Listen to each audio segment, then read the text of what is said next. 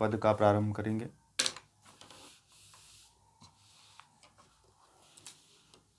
Mic बंद कर लीजिए जिनका भी ऑन है।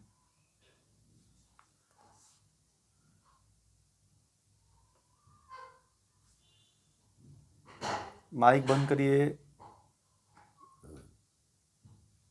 सुशीला जी का ऑन है शायद।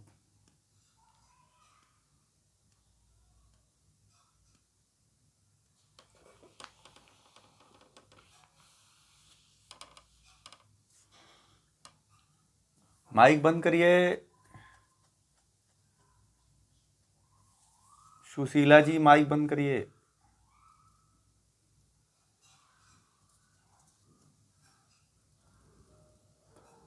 देह हलाए भक्ति नहीं होई, श्वांग धरे नर बहुविधि जोई। धींगी धींगा भलो न माना, जो काहू मोहि हृदय न जाना। मुख कछु और हृदय कछु आना, सपने हु काहू मोहि नहीं जाना।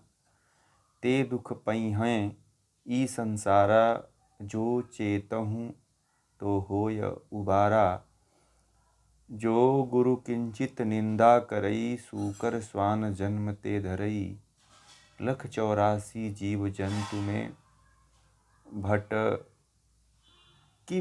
दुख पाए। कहीं कबीर जो राम ही जानई, सो मोहि नीके भाव।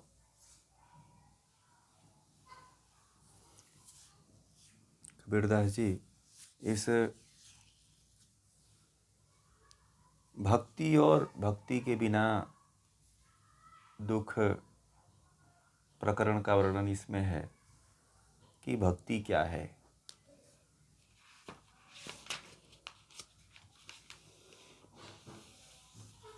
तो कबीरदास जी कह रहे हैं कि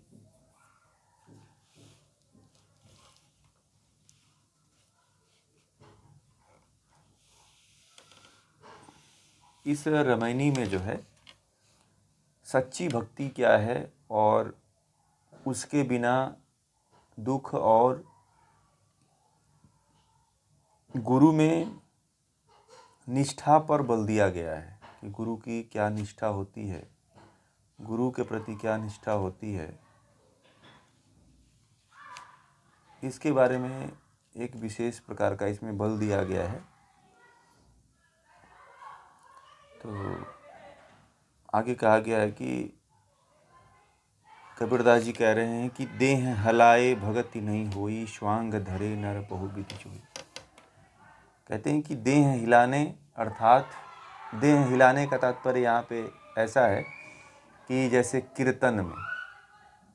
कीर्तन में नाचना, पेड़ पर उल्टा लटक कर झूला झूलना, शरीर की नाना प्रकार की भंगिमाएँ करना। देख रहे हैं ना आजकल लोग कीर्तन करते हैं, कीर्तन में नाचते हैं, कूदते हैं, ऐसा करते हैं कि नहीं करते हैं। और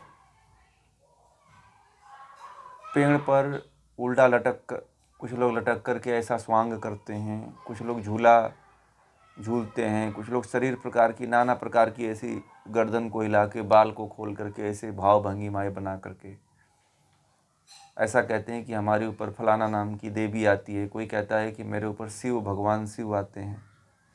कोई कहता है कि मेरे ऊपर जो है फलाना नाम के ब्रह्मा आते हैं।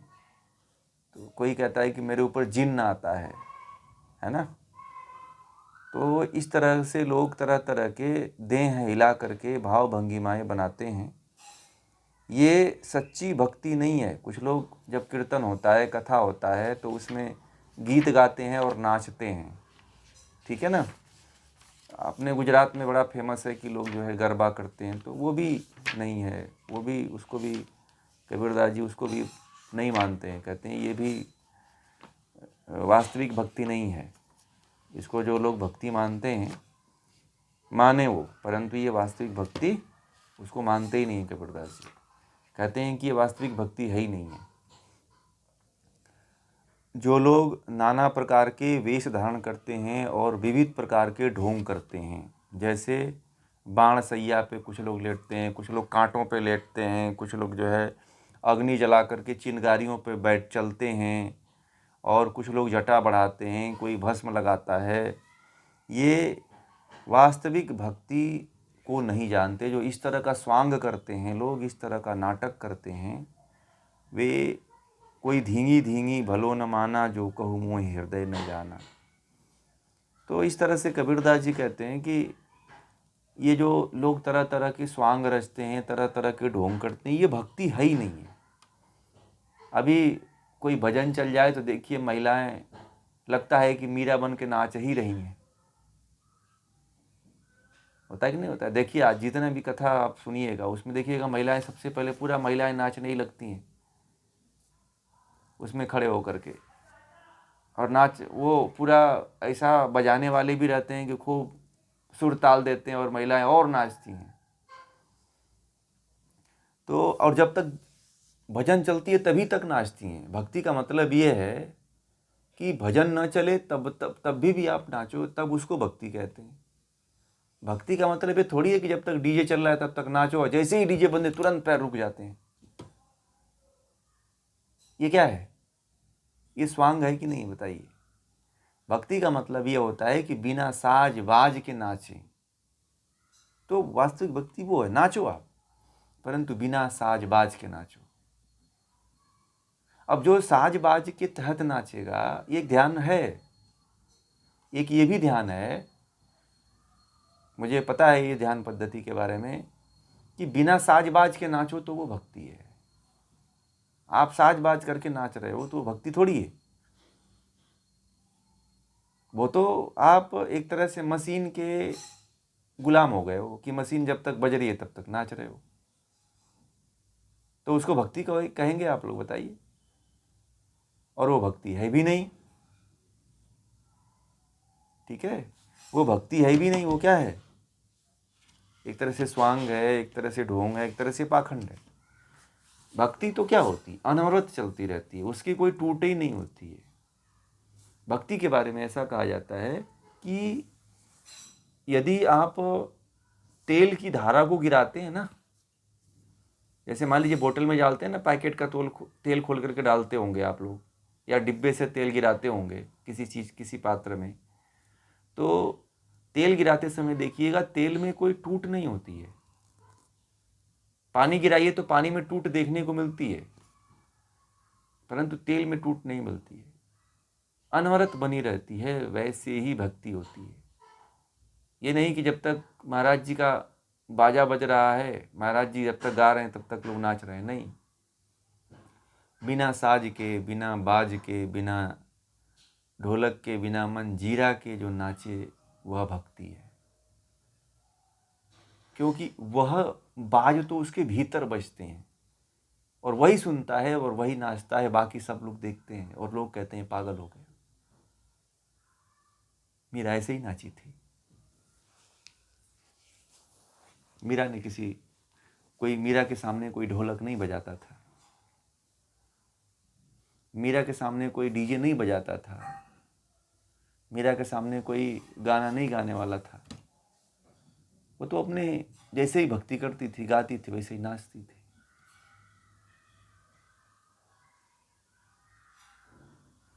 आगे कहते हैं कबीरदास जी कि जो मुझे अर्थात सदगुरु को हृदय से नहीं जानता, मतलब ब्रह्म को हृदय से नहीं जानता, उसके द्वारा किए गए नाना प्रकार के जो वाय आडंबर हैं, आडंबरों को ठीक नहीं समझता। वो अच्छी तरह से नहीं जानता है कि जो मैं जितने भी तरह के वाय आडंबर कर रहा हूँ वो क्या है, वो सब ठीक नहीं, वो सब बेकार है, उसकी कोई वैल्यू नहीं है। आडंबर को, हृदय में बैठे हुए ब्रह्म को नहीं जानता, जो नहीं जानता वह भक्ति कर ही नहीं सकता है कि हृदय में ही ब्रह्म है और तुम इधर उधर बाहरी पदार्थों में नाच रहे हो सुन करके। उसको, आप जिस पदार्थ को सुन करके नाच रहे हो तो ध्यान किधर है? जिसको सुन रहे हो उस पर है, और ब्रह्म आपके भीतर है। तो कैसे आप प्राप्त करोगे, बताइए? हृदय में विषय वासना और राग द्वेष सजोए हुए वे स्वप्न में भी सदगुरु को नहीं जान सकते। ऐसे लोग संसार में दुख ही दुख भोगते हैं। क्या करते हैं? ऐसे लोग संसार में दुख ही दुख भोगते हैं। यदि वह, कबीरदास जी कहते हैं कि यदि वह मेरे उपदेश से वास्तविक तथ्य पर ध्यान दें तो उनका उद्धार हो जाता। जो मनुष्य गुरु की निंदा करता है वे अगले जन्म में शूकर और श्वान की योनि में पैदा होता है। कहते हैं कि गुरु ने कहा कि भाई ऐसा मत करो, मेरी बात मानो, तो आपने गुरु की बात नहीं माना, तो कबीरदास जी कहते हैं कि वह अगले जन्म में सूकर मतलब क्या होता है? पता है सूकर का अर्थ क्या होता है?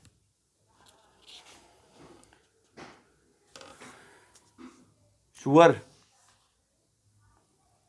और श्वान मतलब कुत्ता। तो वह कुत्ते और सुअर का जन्म पाता है। ठीक है, इसलिए कबीरदास जी कहते हैं कि गुरु की कभी निंदा मत करो, कभी भी। कुछ लोग गुरु बताता है, जब तक पढ़ाता है तब तक, जब तक उनको ज्ञान देता है तब तक उसकी बड़ाई करते हैं, और जैसे ही पीछे जाते हैं गुरु को गाली देने लगते हैं, गुरु की बुराई करने लगते हैं कि फलाना है, ये तो ऐसा है, वो तो ऐसा है। तो ये बात केवल कबीरदास जी नहीं कर रहे हैं, अन्य शास्त्रों में भी ये बात आती है कि जो इस तरह का करता है उसका जन्म अगला जो जन्म होता है, जो गुरु की निंदा करता है, क्योंकि गुरु माता पिता से भी बड़ा है, गुरु सबसे बड़ा है संसार में। ब्रह्म से बड़ा नहीं है, परंतु संसार में सबसे बड़ा है। ठीक है, इसलिए जो है, जो गुरु के प्रति इस तरह का भाव रखता है, कबीरदास जी कहते हैं कि वह सूकर योनियों में जाता है और कुत्ते की योनि प्राप्त करता है। बहुत लोग सुबह से लेकर शाम तक